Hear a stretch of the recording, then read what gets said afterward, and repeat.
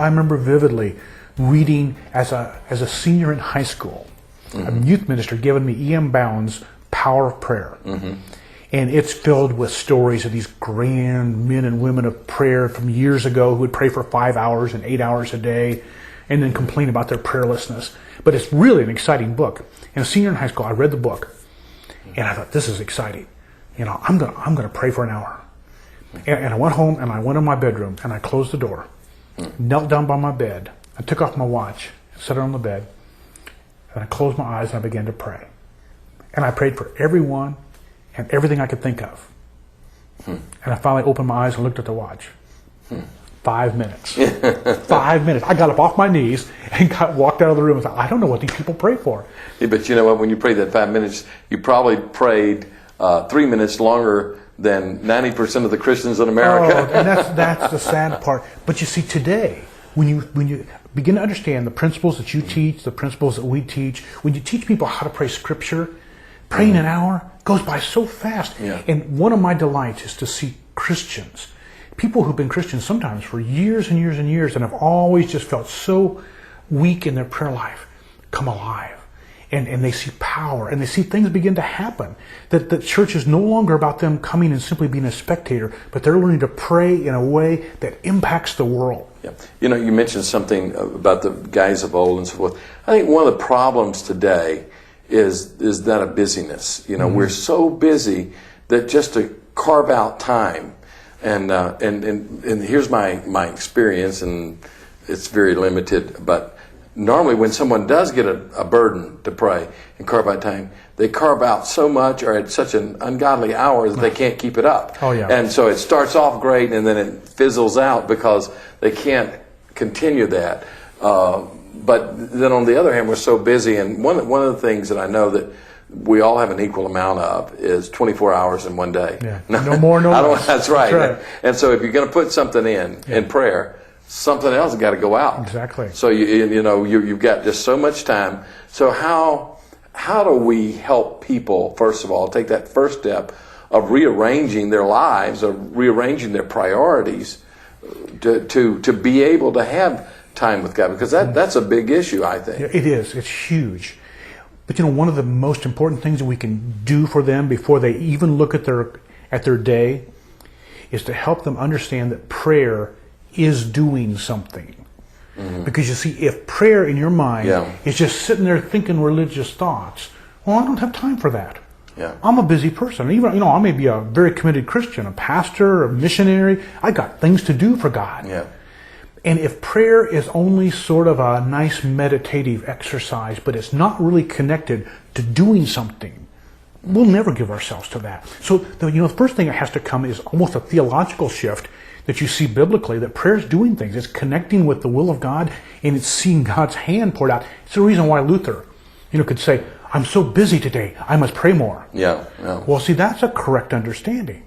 That as we look at our busy schedule and how much we've got to do and we want to be effective, we better pray. Yeah. And you know what? I really have found that to be true. I mean, I'd read that statement by Luther, but I found in life, I know in my own organization, my own ministry, if I haven't prayed and I go into work, everything goes wrong. Sure. And it takes me 3 times longer to do one job than it did if I had just committed it into the Lord before I started, and He would have given me the wisdom, the ability, the enabling to do that job. Absolutely. And I, it's amazing to say, well, I don't have time to spend an hour alone with God. Well, the truth is, you don't have time not to. Oh, exactly. But most people shouldn't start with an hour. Yeah, right. Most people need to start with 5 minutes, 10 minutes. I always tell people, look at what you're doing. What is your particular habit right now? Do you pray 10 minutes a day? Do you pray 15 minutes a day? And whatever it is, take another step. Just take a step, add a little bit more onto what you're doing. And for some people, and for many, to be honest, that's going to simply mean starting a daily prayer time, because many Christians do not have that yet. And so and I don't care where it is, whether it's morning or evening or noon, start a time, and that's your time. It's 5 minutes a day, 10 minutes a day. That's where you begin. And I always suggest that you open it with the Bible. George Mueller, a great man of prayer in England, who God used in so many amazing ways. always said that the key for him to avoid his mind wandering was to start off with Scripture.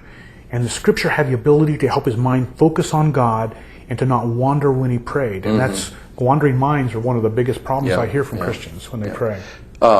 You know the name Peter Lord? Oh, yes, absolutely. You know, Peter years ago developed this little thing called the 959 plan. It's a little notebook. I read it. I still have one at home. And what it was 9 minutes and 59 seconds. And then I think he had the 2959 plan too. Right. One for a half an hour. Yes. 29 minutes and 59 seconds. But the basic thing was to just take 10 minutes and learn how to pray 10 minutes, and then of course as you do grow in that, you find you don't have enough time and you end up with the other. One little thing that he did that we listened to a series of teachings. When I was pastor, I brought all of our people through a series of teachings that he had on prayer.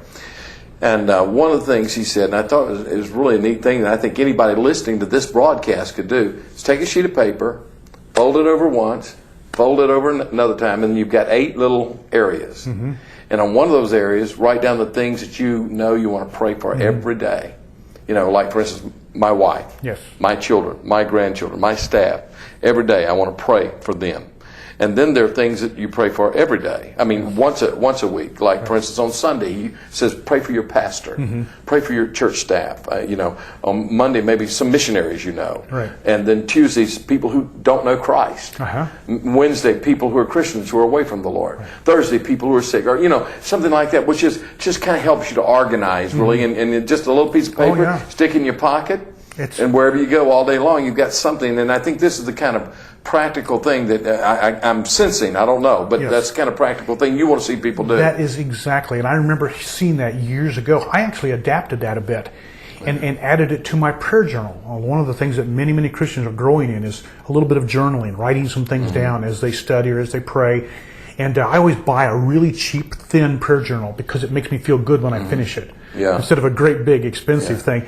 And I'll do my prayer journal at the front. I'll just write on that, you know, paragraph or 2 paragraphs or whatever I'm doing. But at the back of my prayer journal, I use that same idea, and I'll have one page that is my daily list. And then I'll have 7 other pages, and each page, one for Monday, one for Tuesday, one for Wednesday, and it's usually different sort of things. Then I also I added to that, one more page that I call my hot list. And my hot list are emergency requests that come in that I'm really not going to put on my daily one, like what I pray for my wife or my kids. And I'm certainly not going to say, well, I heard Sammy was in an accident. Oh, well, I'll put him on my next Thursday list. Well, no, I'm going to pray for him right now. I put him on my hot list. And so my hot list is the one that's kind of interesting because it gets kind of long because you pray for people for a while and then you cross off things.